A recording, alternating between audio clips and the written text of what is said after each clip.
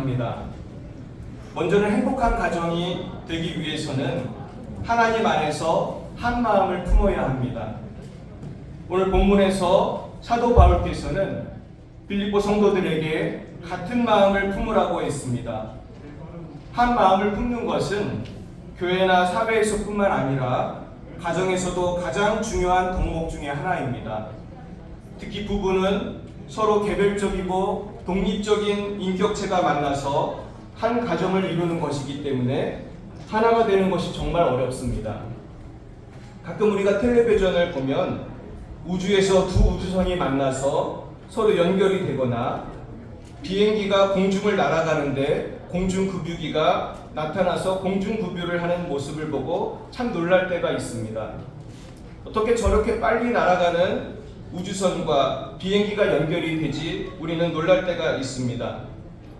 하지만 우주선이나 비행기보다 연결이 되기 어려운 것이 사람의 마음입니다. 그래서 이 사람의 마음을 연결하기 위해서는 놀라운 힘이 필요합니다. 저는 그것이 하나님의 사랑이라고 믿습니다. 하나님께서는 사랑이시고 그 사랑의 힘으로 우리를 창조하시고 구원하시고 인도하시고 계십니다. 예수님께서는 그 하나님의 사랑의 힘이 얼마나 강한지를 보여주시는 모델입니다. 하나님의 아들을 인간의 모습으로 만드셔서 인간 세계에 태어나게 하시고 십자가에서 죽게 하시고 부활하게 하심으로 결국은 저와 여러분을 죄와 사망에서 건져내신 것입니다. 그래서 성경은 사랑은 죽음처럼 강하다고 하셨습니다. 그런데 사실 사랑은 죽음보다 강합니다.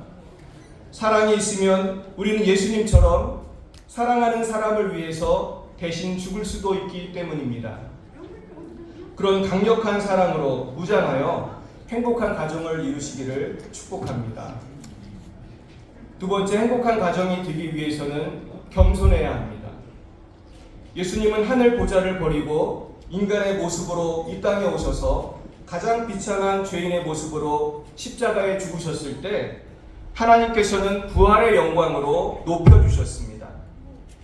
우리 부부도 서로 겸손하게 낮아질 때 상대방의 존경을 받을 수 있습니다.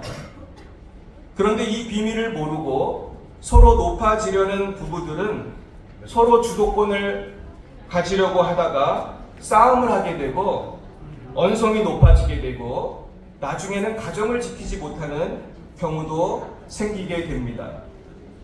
그러므로 우리는 서로 먼저 겸손하게 낮아져서 섬기다 보면 서로가 서로에게 존경을 받고 서로 사랑하고 섬김으로 행복한 가정, 평화로운 가정을 이루게 될 것입니다.